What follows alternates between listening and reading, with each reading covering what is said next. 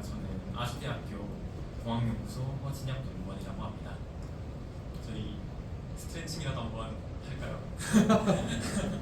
네. 네. 감사합니다. 다들 도전 세션이 되게 길어가지고 제가 이번에 이야기할 주제는 생각보다 간단하기도 한 주제로 들릴 거여서 아마 가볍게 들어주시면 좋을 것 같은데요. 네, 가볍게 들어주시면 좋을 것 같은데요. 추가로 가벼운 주제이기는 하지만 AI를 사용하는 방법에서나 다양한 측면에서의 이런 관점으로도 AI를 사용할 수 있다라고 생각이 들 수도 있는 주제여서 해당 주제로 이야기를 하도록 하겠습니다.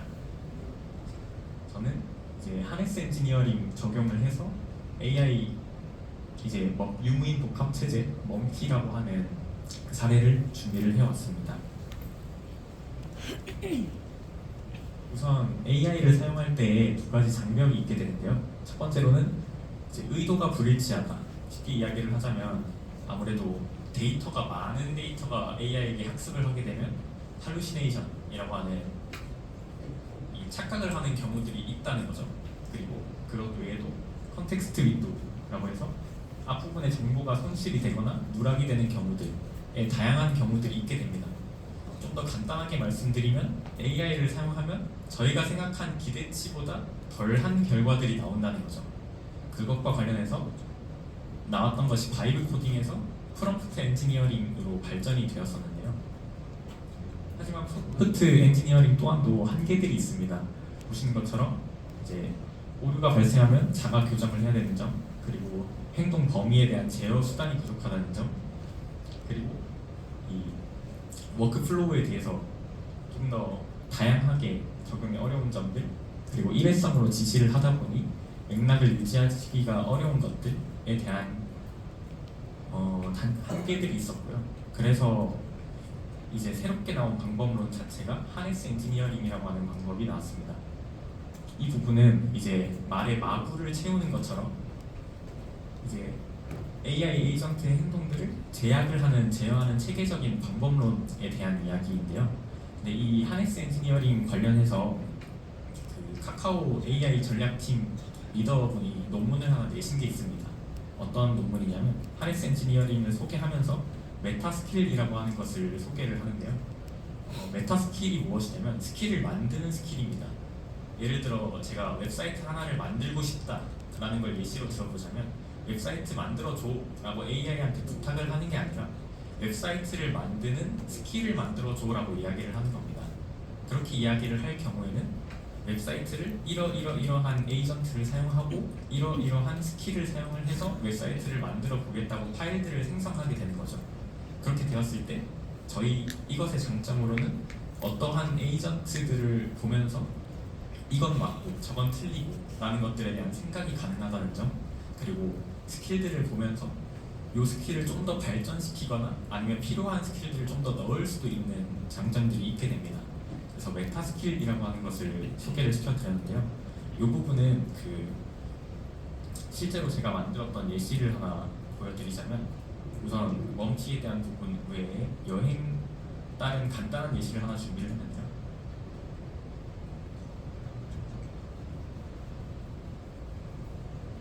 보시면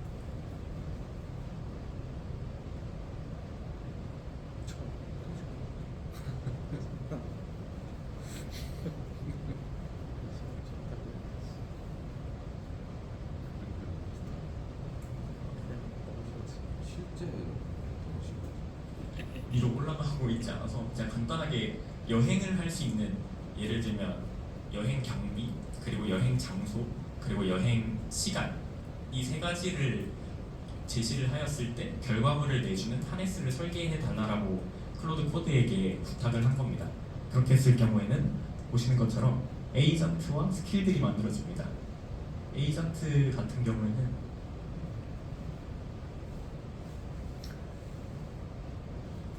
이런 식으로 이제 예산 대본을 제작하는 전문가, 그리고 여행지를 정보 조사를 하는 전문가, 그리고 교통 동선을 최적화하는 전문가들이 만들어지고, 스킬들도 관련된 능력들이 이제 만들어지게 되는 것인데요. 이 이것들을 보면 이제 이후의 장점을 좀 더 이야기를 해 드리려고 하는데, 먼저는 여기서 내가 좀 더 필요한 게 이거네, 그리고 좀 더 자세하게 파악해야 될 정보들이 이거네라고 해서 점점점 세분화가 가능해집니다. 그래서 초기에 길을 열어주는 역할로 메타 스킬이 도움이 굉장히 많이 되고요. 그것이 어찌 보면은 교수님께서 말씀해주신 시스템에서 가장 큰 틀을 먼저 만들고 그 이후에 점점점 세분화하는 것들이 하네스에서의 메타 스킬을 통해서도 가능해질 수가 있습니다. 있을 때 이제 GitHub에 링크가 있는데요. 관련해서 클로드 코드의 마켓플레이스에 메타 스킬을 등록을 할 수 있는 코드가 있습니다. 그 코드 같은 경우에는 이후에 저에게 워크숍 전체 카톡방에나 제가 공유를 드리도록 하겠습니다. 그리고 이 하네스를 SE에서의 적용을 하게 됐을 때의 결과를 말씀을 드리자면은, 우선 제가 요청을 했던 거는 제네시스 상에서의 이제 설계를 했었을 때 도다프, UAF와 같은 스키마들을 설계를 해달라고 부탁을 했었고요. 그거에 대한 결과물로는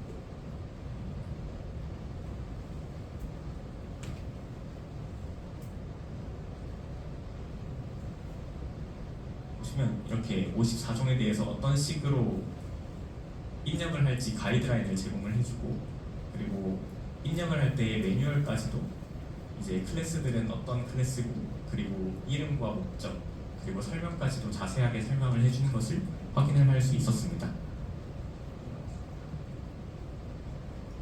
그리고 이것 외에도 해당하는 것의 논문에 대한 결과도 같이 나와 있는데요. 보시면은 품질 점수, 태스크 성공률, 오류율 이렇게 세 가지가 있습니다.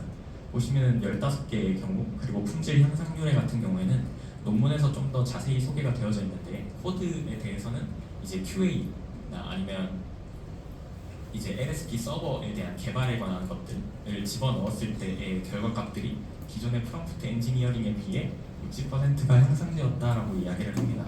이 60% 향상에 대한 기준은 개발자들을 대상으로 해서 설문조사를 했을 때의 점수 향상률을 이야기를 했었습니다.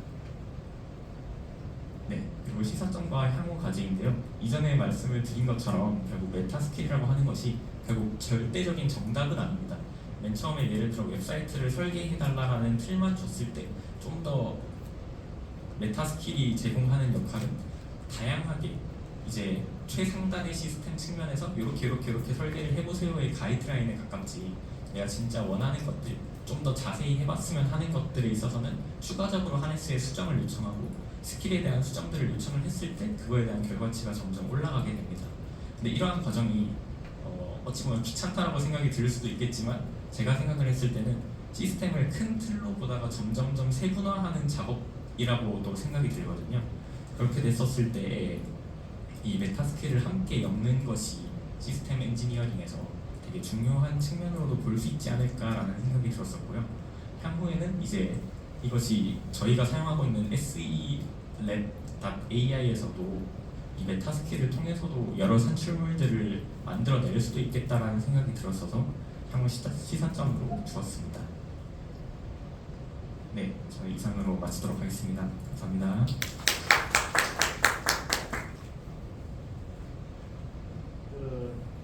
그래서 산출물이 다 나왔나요?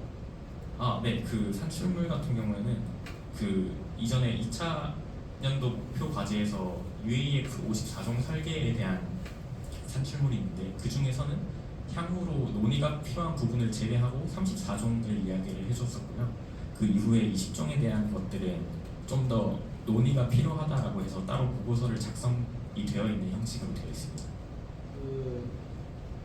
SLab AI에서 산출물이 나와야 된다는 거지, 내 말은. 그러면 지금 이제 메타 모델이 지금 이제 통합이 아이런 통합은 메타 모델이 돼가지고 이판도 메타 모델 통합이 돼 있어요. 그렇기 때문에 이제 산출물들이 나올 수가 있는 상태에 있긴 하거든요. 그러니까 이제 그게 이제 도큐먼트 쪽이랑 연결은 안 돼 있지. 도큐먼트가 다 만들어져 있지는 않단 말이에요. 근데 도큐먼트로 만들 수 있는 상태인 거잖아요. 그러니까 이제 그렇게 만들 도큐먼트가 나오도록 하려면 지금 이제 AI 워크플로우로 저렇게 이제 만드는 거랑 연결을 시키면 될 것 같거든요. 연결을 시키면 될 것 같은데 지원 씨 같은 경우는 저거 어떻게 연결을 하면 되나요? 지원 씨 같은 경우는 지금 미관절을 AI 서포티드 자동화가 지금 됐단 말이죠. 그런데 지금 이제 허진영 씨 같은 경우는 지금 자동화할 수 있는 상태까지는 간 것 같은데 그것이 SLA하고가 연결은 안 돼 있다. 라는 거죠. 연결을 시키려면 어떻게 하면 돼요?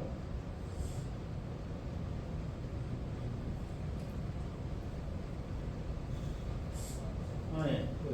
지원 씨한테 물어본 거예요.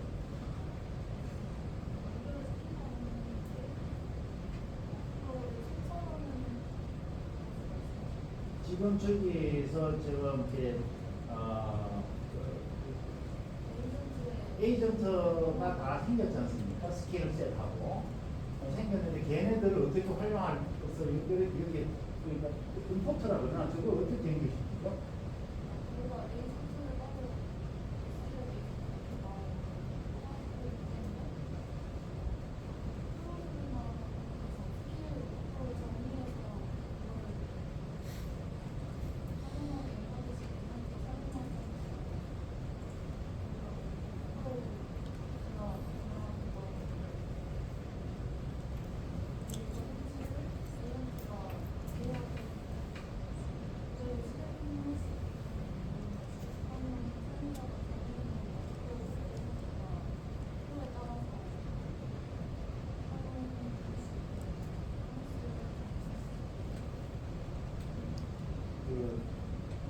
진영 씨가 지금 이제 지원 씨 말한 거를 설명 좀 해주세요. 실제로 지원 씨가 말하는 게 잘 안 들렸어. 아, 설명 좀 해주세요. 저도 잘 안 들렸어가지고. 마이크를 전달. 오케이. 지금 이제 필요한 일은 이런 거다. 지금 이제 허진유 씨가 오늘 발표해 준 건 뭐냐면 AI에 있는 능력들을 계층적으로 잘 만들어서 쓸 수 있다. 라는 거있죠. 그래서 작은 태스크를 만들어야지 AI가 정확하게 일을 한다. 라는 거예요. 작은 태스크를 만들어주면 정확하게 일할 뿐더러 이제 아웃풋도 굉장히 훌륭하게 일을 한다. 그래서 일을 어떻게 하면 쪼갤 것이냐가 이제 중요한 거고 걔네들을 어떻게 또 조합할 건가가 두 번째 문제인 거예요. 그래서 이제 아키텍처 모델이 그래서 중요하다. 그래서 그거에 따라 가지고 일을 다 만들어주고 이렇게 조합을 했으면 좋겠다라는 그 이야기입니다. 그렇게 저런 방식으로 그렇게 쪼개고 난 다음에 그것이 이제 우리가 가야 될 방향은 뭐냐면 SE 레벨 AI를 쓰는 사람은 AI가 뭔지 몰라도 돼요. 그냥 그거에 따라서 그냥 쓸 뿐이야. 절차에 따라서 일을 그냥 할 뿐인데 시킨 대로 그냥 따라서 작업을 할 뿐인데 그 밑에는 AI가 다 스킬셋 이미 다 만들어져 있고 그 다음에 이제 에이전트 다 만들어져 있고 그거 다 조합돼 있고 다 갖춰진 상태에서 그냥 일을 하기 때문에 그냥 자기는 자기도 모르게 AI를 그냥 쓰고 있는 거예요. 돌아가는 것 뿐이죠. 그렇게 작업이 되었으면 좋겠어요. 그래서 우리가 지향하고자 하는 바는 누구나 쓰는 AI예요. 근데 몰라 AI 쓰는지 안 쓰는지. 모르는데 누구나 다 AI를 쓰게 만들겠다. 그런 누구나 AI인데 아무도 모르는 누구나 AI 뭐 이런 정도가 이제 우리가 지향하고자 하는 거예요. 그 다음에 이제 좋습니다. 뭐 그 정도까지 하죠. 그 다음에 이제 허진영 씨한테 하나 더 물어보고 싶은 것은 지금 그렇게 쪼개서 일을 해보니까 예를 들어갖고 대우 GM GM 교육자로 그 만드는 거 쪼개서 하는 거 해봤나요? 어떤가요? 네네 해봤습니다. 어떻습니까? 결과가?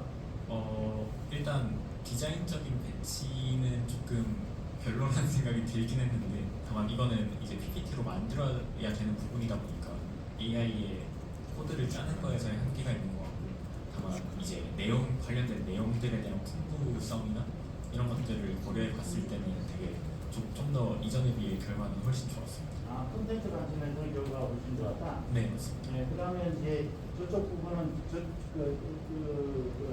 PPT 부분은 PPT 잘하는 애한테 맡기면 되는 거겠죠. 네 맞습니다.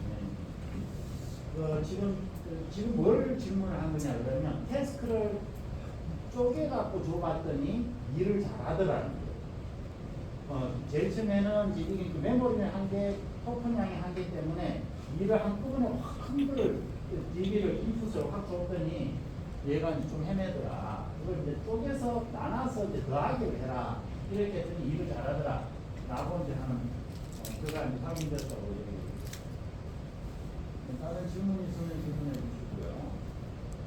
목소는 마치겠습니다. 수고하셨습니다.